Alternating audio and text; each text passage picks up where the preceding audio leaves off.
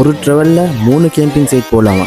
S guys, ரீசெண்டாக social மீடியாவில் வைரலாக போய்த்துட்டு கேம்பிங் பிளேஸ் ஒன்று தான் குயினா மவுண்டன். இதுக்கு லிட்டில் நியூசிலாண்டுன்னு சொல்கிறாங்க போல. ஸோ நிறைய பேர் போய்த்து ஃபோட்டோஸ் வீடியோஸ் போட்டதால இன்னும் நிறைய பேர் அதை பார்த்து வாய் ஊறிட்டிறாங்க.